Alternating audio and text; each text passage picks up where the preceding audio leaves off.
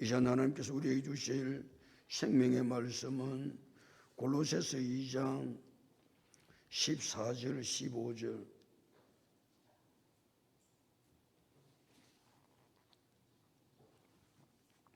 골로새서 2장 14절 15절 함께 합독합니다. 우리를 거스르고 불리하게 하는 법조문으로 쓴 정서를 지우시고 제하여 버리사 십자가에 못 박으시고 통치자들과 권세들을 무력하여 드러내어 구경거리로 삼으시고 십자가로 그들을 이기셨느니라. 할렐루야. 옆사람 인사합니다. 잘 되고 있습니다. 잘 될 줄로 믿습니다. 기도하고 순종하면 더 잘 됩니다. 오늘 인생 최고의 날입니다. 인생 최고의 축복은 예수 믿는 것입니다. 할렐루야. 신앙생활은 내가 그리스도를 따르느냐 따르지 않느냐로 결정됩니다. 골로새 교회 거짓 교사들이 침투해서 골로새 교회 성도들로 하여금 그리스도를 따르지 못하도록 교묘한 말로 속임수로 계속해서 그리스도를 따르지 못하게 하는 겁니다. 내가 그리스도를 따르느냐 따르지 못하느냐는 내 신앙의 성패가 결정되는 것입니다. 그래서 그리스도를 따르느냐 안 따르느냐는 단순한 문제가 아닙니다. 그러기에 내가 어떤 상황 가운데 놓여 있든지 그것이 어떤 문제든지 간에 그것이 나로 하여금 그리스도를 따르지 못한다고 한다면 철저하게 배격해야 합니다. 대답 좀 하세요. 아니, 그것이 내가 그리스도를 따르는 것인데 내가 따를 때에 힘들고 어렵고 고난이 오고 박해가 온다 할지라도 우리는 그리스도를 따라야 되는 줄로 믿습니다. 왜? 그것이 내 신앙생활을 결정하기 때문에 그렇습니다. 그래, 많은 사람들은 신앙생활을 할 때 그리스도를 따르느냐 안 따르느냐로 신앙을 결정하지 않습니다. 내게 유익이 있느냐, 내게 좋으냐, 거기에 따라서 신앙을 결정하는 거예요. 그러면 신앙 망합니다. 신앙생활은 그렇게 하는 것이 아닙니다. 신앙은 내가 그리스도를 따르느냐, 그리스도를 따르지 않느냐가 내 신앙생활의 승패를 결정하는 것이기 때문에 그것이 어떤 것이라도 말이죠. 그리스도를 따르지 못하는 것이라고 한다면 철저하게 가감하게 배격할 수 있기를 축복합니다. 그러나 그것이 그리스도를 따르는 것이라고 한다면 내가 힘들고 어려워도 고난이 찾아와도 내 삶에 손해가 와도 그리스도를 따라야 될 줄로 믿습니다. 골로새 교회는 거짓된 자들이 찾아와서 예수를 따르지 못하도록 교묘한 말로 미혹하는 것이 할례였습니다. 할례를 받아야 구원을 받는다는 거예요. 그러나 성경은 할례를 받아야 구원을 받는 것이 아니고 누구만 믿음으로 예수 그리스도만 믿음으로 구원받는 줄로 믿습니다. 구원의 길은 다른 길이 없습니다. 할례를 받음으로 구원을 받는 것이 아니고 우리가 구원을 받는 것은 예수 그리스도를 믿음으로 받는 줄로 믿습니다. 할례는 누가 제일 먼저 받았습니까? 믿음의 조상 아브라함이 받았습니다.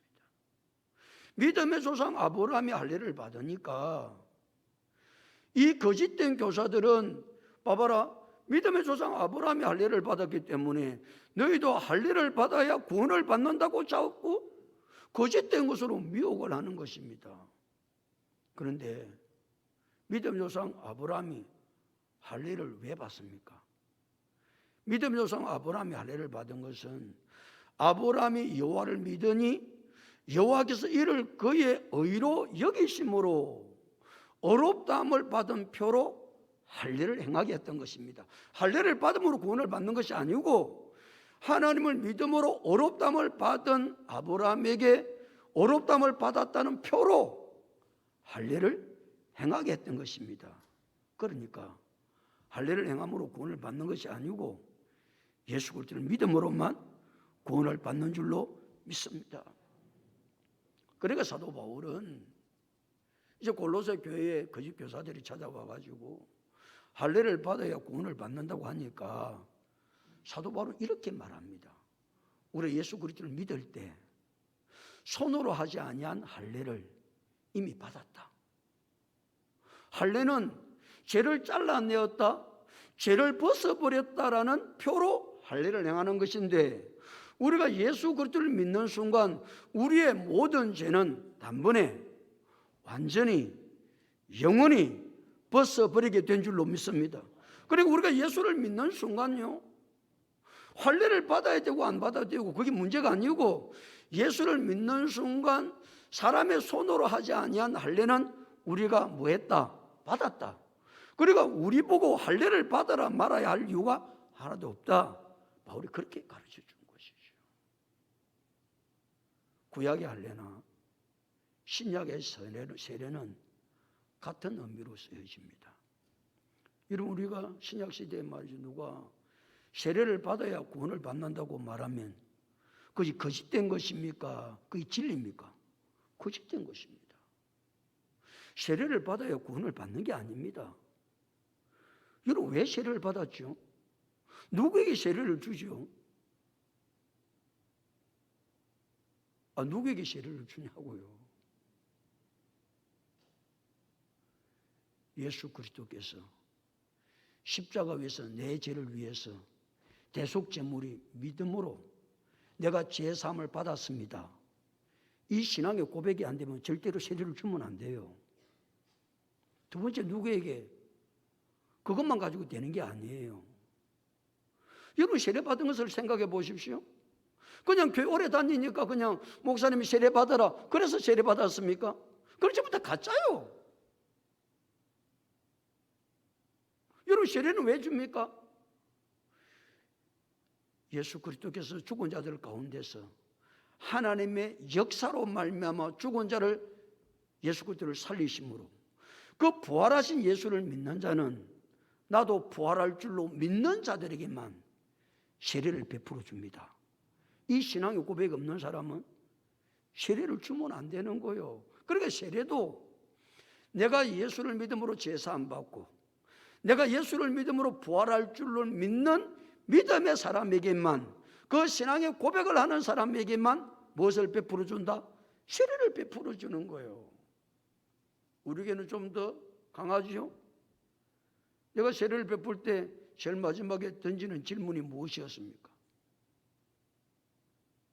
엄지수 내한테 세례 안 받았나?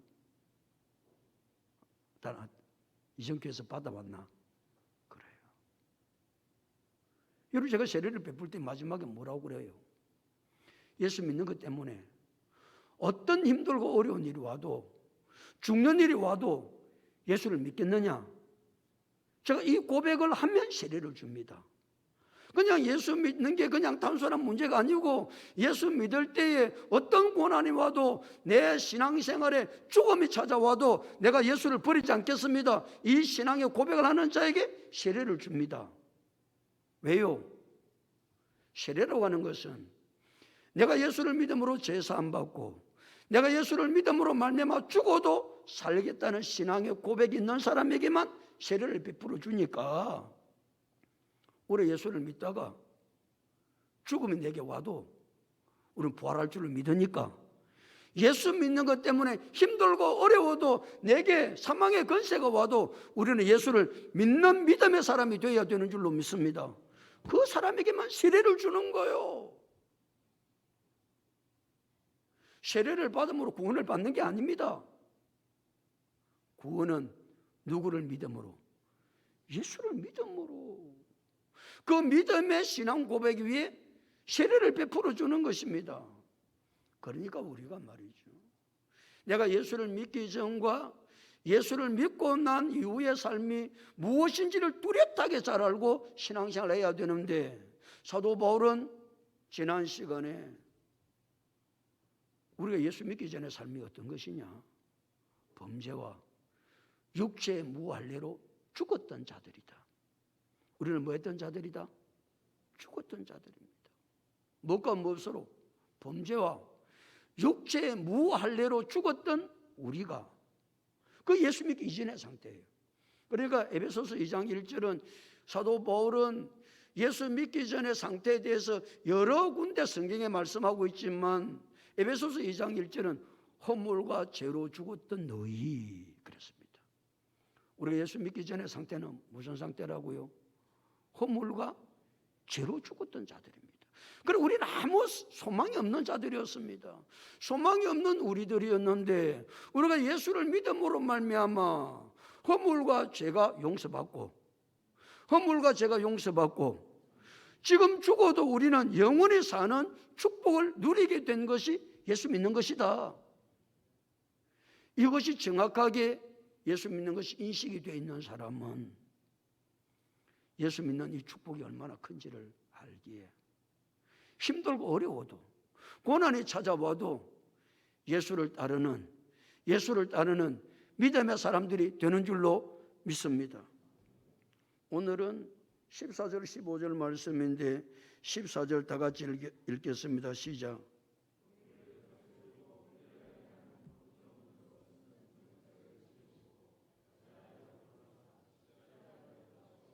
우리를 거스리고 불리하게 하는 법 조문으로 쓴 정서, 좀 길게 단어를 썼는데 이건 뭘 이야기하는? 율법을 이야기해요.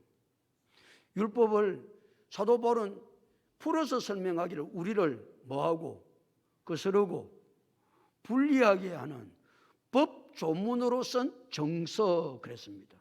그러니까 이제 또 골로새 교회에 거짓 교사들이 찾아와서 뭐라고 이야기하느냐면은 율법을 지켜야 구원을 받는다고 말하는 거예요. 신앙생활은 뭘 받아야 구원을 받고 할례를 받아야 구원을 받는다고 그러는데 지금 이 거짓 교사들이 찾아와 가지고는 율법을 행함으로 구원을 받는다고 그러니까 사도 바울은 이 율법이 무엇인지에 대해서 우리 지금 가르쳐 주고 있는 거예요. 자, 다시 우리를 거스리고 불리하게 하는 법조문으로 쓴 정서가 뭐라고 그랬습니까? 율법이라고 그랬습니다. 자, 이 율법을 우리를 거스르고 불리하게 하는 법조문으로 쓴 정서, 그리고 율법이 좋다는 이야기가 나쁘다는 이야기입니까? 나쁘다는 이야기를 사도 바울은 하고 있습니다. 그런데 문제는 이 율법을 누가 주셨어요?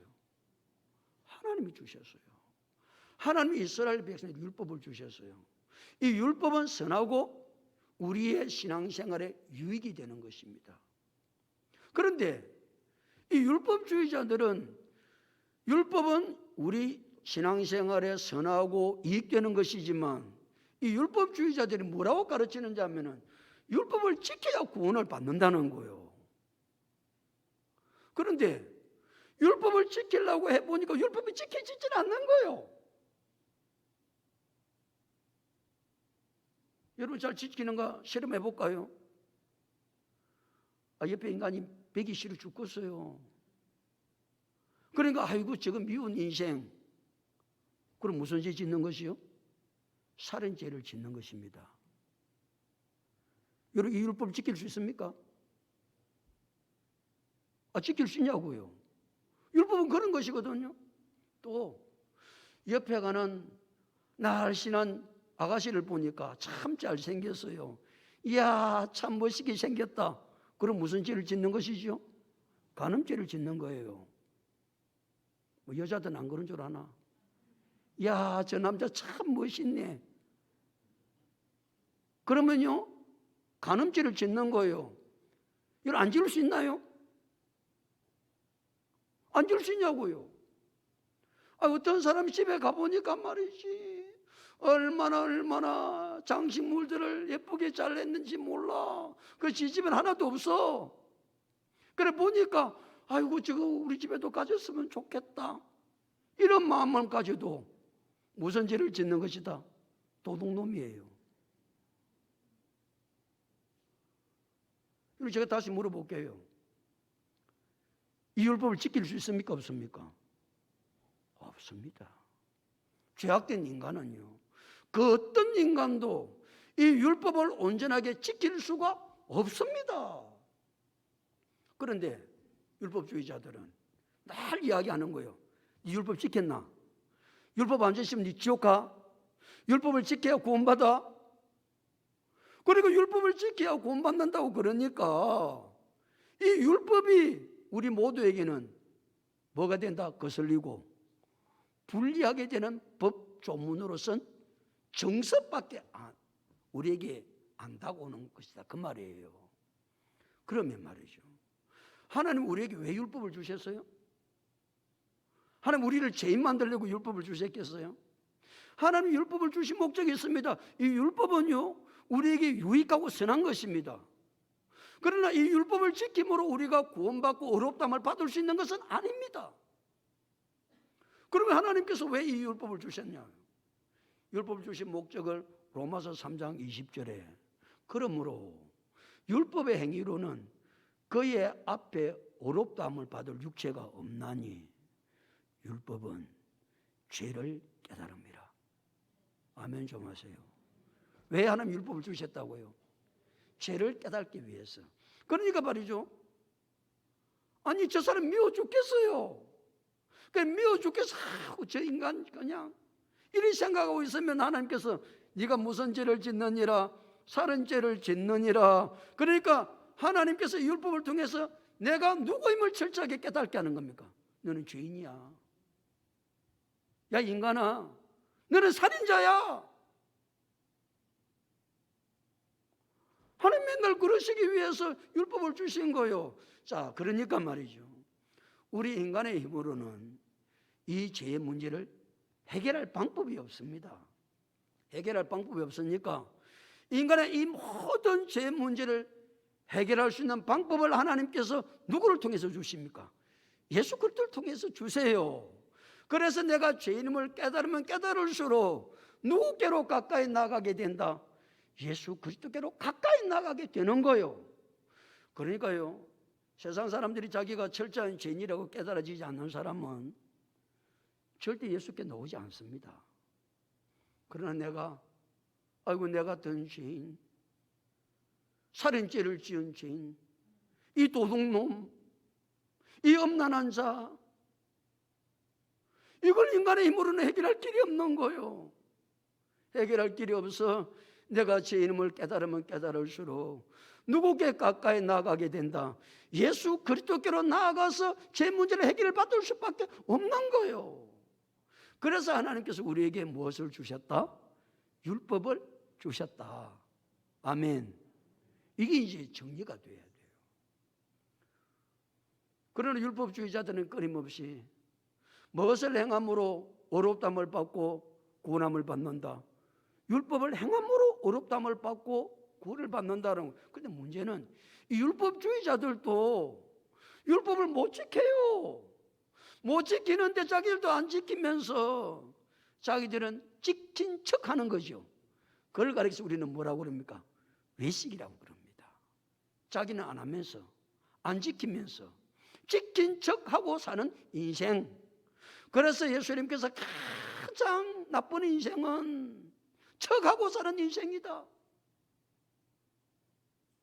그래서 마태복음 23장에서 척하고 사는 자에게 7가지 화를 예수님이 강하게 선포하시죠. 외식하는 서기관들과 바리새인들이여 화 있을진저, 너희는 외식을 하면서 어떻게 지키지도 않으면서 자기는 지킨 척하고 자기는 거룩한 척하고 그렇게 살아갈 수 있냐? 우리 척하며 살기나 사는 게 아니고 진실되게 하나님, 오늘도 나는 죄인으로 주님 앞에 왔습니다. 아멘. 내 죄를 예수님의 십자가의 보혈로 정케 만들어 주셔서 내가 거룩한 삶을 살아갈 수 있도록 성령님 나를 도와 주시옵소서. 오늘도 말씀으로 나를 사로잡아 주셔야 내가 거룩하게 살아갈 수 있습니다. 이것이 우리의 진정한 신앙의 고백이 되어야 될 줄로 믿습니다. 척하는 게 아니에요. 그건 외식이에요. 그러면 이 하나님이 이 율법을 어떻게 하시는지에 대해서 이제 설명을 하고 계세요. 자, 14절. 우리를 거스리고 불리하게 하는 법 전문으로 쓴 정서가 뭐라고 그랬어요? 율법이라고 그랬어요? 자, 이 율법을 하나님 어떻게 하시는지 그 다음 읽겠습니다. 시작. 지우시고 제하여 버리사 십자가에 못 박으시고. 세 가지를 하나님이 이 율법을 하세요. 첫 번째는 뭐 하시고? 지우시고, 두 번째는 제하여 버리시고, 세 번째는 십자가에 못을 박아요. 자, 이제 율법이 말이죠. 우리 율법을 다 지킬 수가 없으니까 율법주의자들이 율법을 지켜야 구원을 받는다고 그러니까 이 율법은 우리에게 뭐가 되었다? 거스리고 불리하게 하는 것이 우리에게 되었는데, 그렇게 하나님이 율법을 그대로 두신 것이 아니고 율법을 뭐 하셨다? 지우셨다. 지우셨다란 말은 흔적이 없도록 깨끗하게 해결했다 그 말입니다. 우리는 무슨 일을 하든지 뭘 남겨놓느냐 하면 흔적을 남겨놔요. 그 완전 범죄를 사람들이 한다고 자신하고 범죄를 저지르잖아요. 그 완전 범죄를 했다고 자기 자신은 생각하고 있는데 난주 수사관들이 무엇을 찾아내요? 흔적을 찾아내요. 흔적을. 그런데 하나님은 우리가 이 율법을 지키지 않은 것에 대해서 흔적도 찾을 수 없도록 아주 깨끗하게 만들어 주신다는 거예요. 또 예를 들어서 뭘 범죄가 저지러지면 요즘은 제일 먼저 뭘 압수를 합니까? 핸드폰, 컴퓨터를 딱 압수를 합니다. 왜 핸드폰과 컴퓨터를 압수를 하지요? 아무리 지어도 기술적으로 해보면 처음에 했던 것들이 컴퓨터를 셀 부숴가지고 없애버리지 않는 이상 뭐가 남아있다? 흔적이 다 남아있습니다. 여러분, 우리는 우리의 죄진 흔적이 다 남아있습니다. 아무리 내가 빌 씻을 때도 그 흔적을 깨끗하게 지울 수가 없어요. 흔적이 있으면 사람들이 죄인이라고 비방하는 거예요. 비난하는 거예요. 정죄하는 거예요. 그러니까 하나님은 우리가 비난받고 정죄를 받지 못하도록 우리의 모든 죄를 완전하게 깨끗하게 씻어주셨다. 무엇으로 말미암아? 예수의 피로 말미암아. 그래서 요한일서 1장 9절, 만일 우리가 우리 죄를 자백하면 그는 미쁘시고 의로우사 우리 죄를 사하시며 우리를 모든 불의에서, 그 다음에 여러분 해보라고, 깨끗하게 하실 것이요. 그게 깨끗하게 한다는 말은 흔적도 없이 씻어준다는 말이에요. 우리가 예수 그리스도의 십자가의 보혈을 믿으면 그 하나님께서 우리의 죄의 흔적이 다 남게 되어 있습니다. 그런데 우리의 죄의 흔적도 남지 않도록 깨끗하게 하나님이 해주시는 줄로 믿습니다. 이게 얼마나 놀라운 은혜인지 모릅니다. 흔적이 남아봐요. 얼마나 사람들이 비난하고 얼마나 사람들이 정죄하고 그러겠어요. 또 자, 지우실 뿐만 아니라 그 다음에 뭐 한다고요? 제하여 버리사. 제하여 버린다는 말은 옮겨버린다면 옮겨. 여기 있는 것을 저 멀리 옮겨가지고 그게 무엇인지 모르도록 하신다는 거예요. 하나님께서. 10편 103편 12절은 동이 서에서 먼 것 같이 우리의 죄가를 멀리 옮기셨으며 그랬습니다. 우리의 죄를 하나님이 어떻게 하셨다고요? 동이 서에서 먼 것 같이 멀리 옮기세요. 여러분, 동과 서가 얼마나 먼지는 잘 계산이 안 돼요. 동과 서가 얼마나 멉니까? 아무도 몰라요. 그건 무한대예요. 그러니까 아예 우리의 죄가를 동과 서가 동에서 서에 서로 멀리 옮긴 것처럼 하나님 우리의 죄가를 그렇게 멀리 옮겨주셨다는 거예요.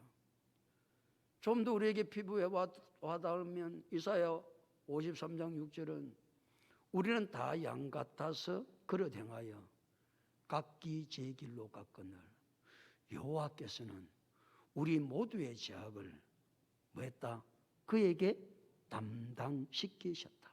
우리의 죄를 예수님께 다 담당시켜서 우리의 원래 죄가 가지고 있는 우리의 죄가 없는 것처럼 해주신 분이 예수 그리스도 십자가에 보이려 하나님께서 그렇게 하셨다는 거예요.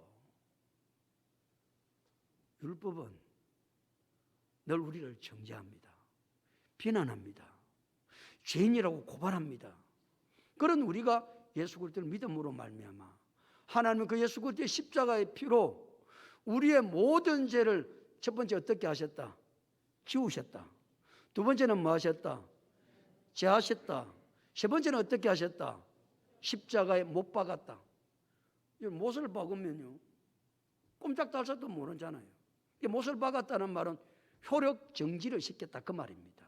그러니까 예수님께서 십자가에 못 박히실 때에 율법도 십자가에 못 박힘으로 그 율법이 우리에게 아무런 효력을 발휘하지 못하도록 누가 그렇게 하셨다? 하나님 하셨는데 누구를 통해서? 예수 그리스도를 통해서 그렇게 하셨다. 아멘. 그러니까 무슨 복이 크다.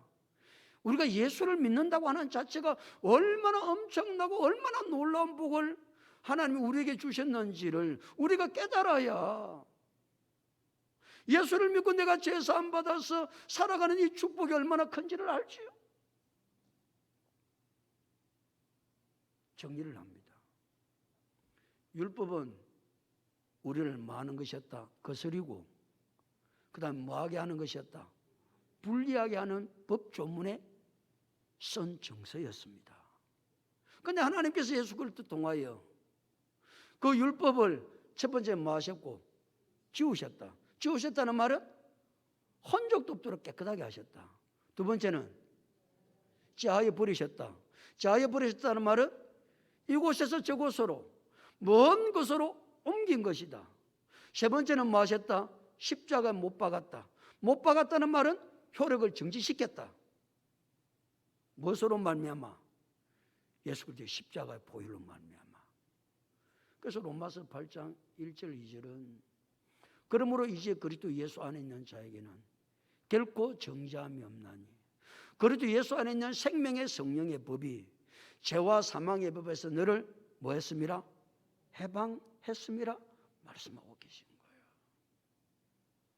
사랑하는 성도 여러분, 우리 예수를 믿기 전에는 율법이 우리를 거스리고 우리를 불리하게 하고 우리를 정죄하고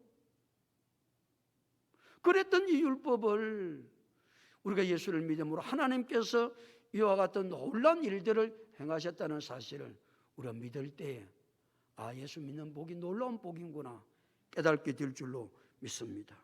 그러면 15절에 또 좀 설명을 하고 계세요. 15절 다 같이 읽겠습니다. 시작.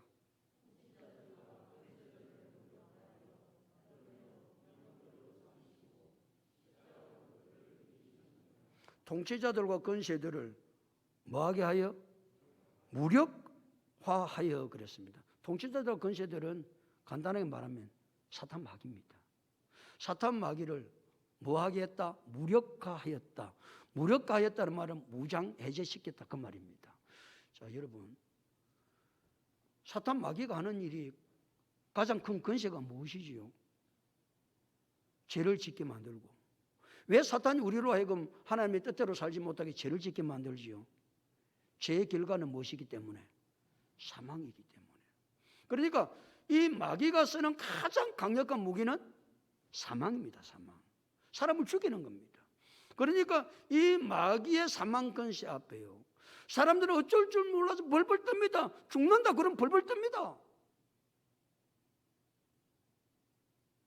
이게 사탄이 가지고 있는 권세거든요. 그러나 우리가 예수를 믿으면 죽음 앞에서 벌벌 떨지 않습니다. 왜 대답을 안 하는지 모르겠네. 우리 떨지 않습니다. 죽음 앞에 떨지 않습니다. 왜? 뭐 할 것이기 때문에? 부활할 것이기 때문에 그렇습니다. 잠시 죽음은 무엇입니까? 잠자는 것입니다. 천국에 들어가는 관문입니다. 죽지 않고는 절대로 천국에 들어갈 수 없습니다.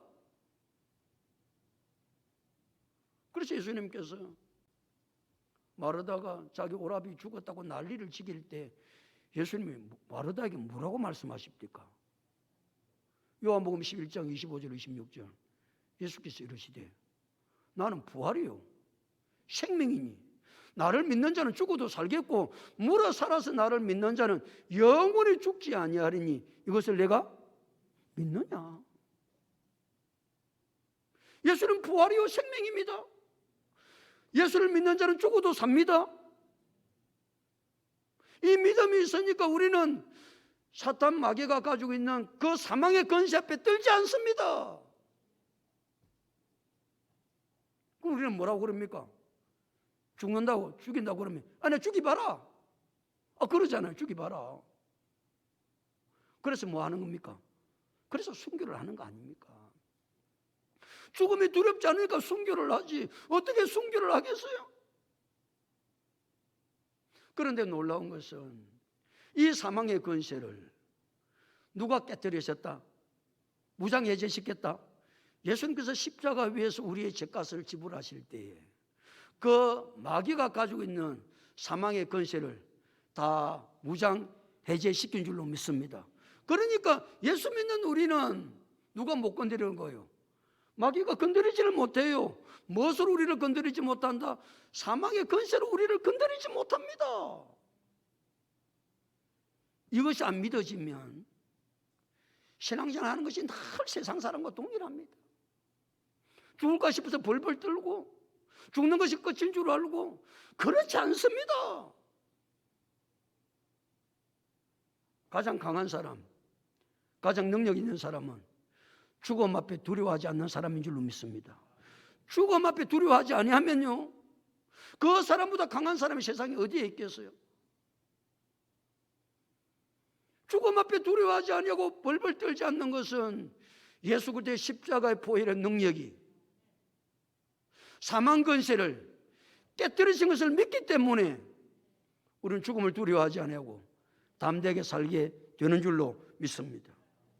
딱 무장해제를 시켰어요. 자, 무장해제를 시키고 나서 15절 다시 봅니다. 통치자들과 권세들을 무력하여 그 다음에 뭐라고 그랬습니까? 드러내어 구경거리로 삼으시고 누구를? 마귀를. 드러낸다는 말은 이제 모든 사람들이 볼 수 있도록, 그러니까 모든 사람이 보고 그 악한 원수마귀가 얼마나 참패를 당했는지 구경거리로 모든 사람이 알 수 있도록 그렇게 하신다는 겁니다. 그래서 그 모든 것은 무엇으로 그렇게 되었다고 마지막에 말씀하고 있습니까? 십자가로 그들을 마셨느니라 이기셨느니라. 마귀를 이긴 것은 무엇으로 이겼다? 십자가로 이긴 겁니다. 마귀를 이긴 것은 이게 이제 이런 내용입니다. 이제 15절의 내용을 이제 사도 바울이 기록할 때는 그 당시 이제 전쟁을 하잖아요. 전쟁을 할 때 이제 특별히 사도 바울은 로마가 강한 나라잖아요. 로마가 이제 나라들 전쟁을 해서 이기면 제일 먼저 승리하고 나서는 그 적군의 장수들을 무장해제를 시키는 무장해제.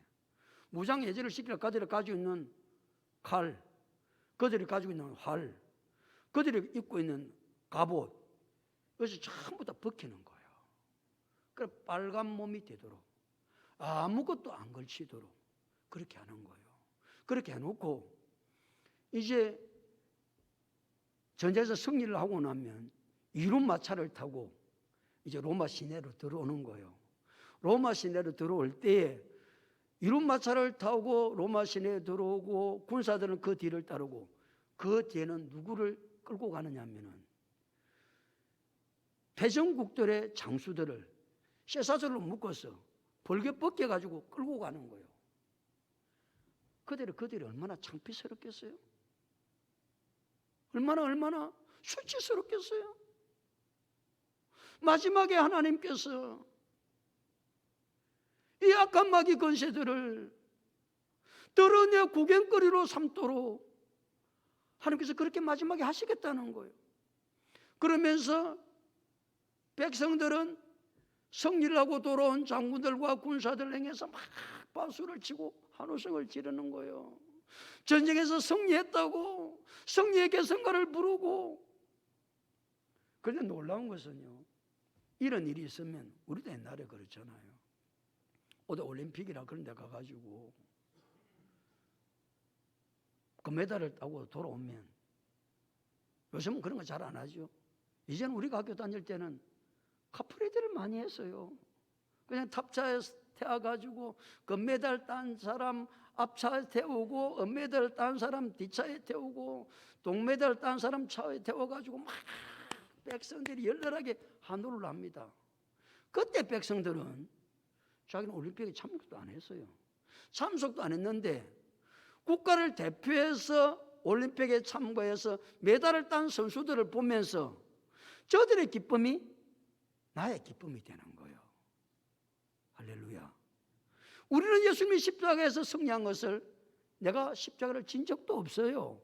그러나 우리가 예수를 믿음으로 말미암아 하나님의 백성이 되었으니까 십자가로 그들을 이겨서 이룬 마차를 타고 승리했다고 개성가를 부르는 것은 곧 우리의 승리와 동일하다, 그런 말씀이에요. 사랑하는 성도 여러분, 예수님께서 십자가로 사단의 거세들을 깨뜨리고 승리하신 것은 우리도 동일하게 승리의 축복을 누리는 것임을 기억하고 예수 그리스도를 잘 믿고 신앙생활을 잘해야 될 줄로 믿습니다. 사랑하는 성도 여러분, 율법은 뭐라고요? 우리를 거스르고 불리하게 한 법 조문으로서는 정서와 같습니다. 아무도 율법을 지킬 사람이 없습니다. 우리는 조금도 율법에 완전하게 다다를 수가 없습니다. 그런 율법을 하나님께서 누구를 통해서? 예수 그리스도를 통해서 그의 피로 첫 번째 뭐 하시고? 지우시고, 두 번째 제하여 버리시고, 세 번째 십자가에 못 박아서 아예 그 율법의 효력이 정지되도록, 뿐만 아니라 악한 원수 마귀의 권세를 뭐하게 하시고 무력화하여, 무력화하다는 말은 뭐라고 그랬습니까? 무장해제시켰어. 무장해제시켰어. 뿐만 아니라 그 악한 것들을 드러내 구경거리로 삼으시고, 십자가 위에서 승리하신 그 승리가 예수 그리스도의 승리만이 아니라 우리 모두의 승리임을 확신하고 믿음 안에서 살아야 될 것을 오늘 우리에게 가르쳐주고 있습니다.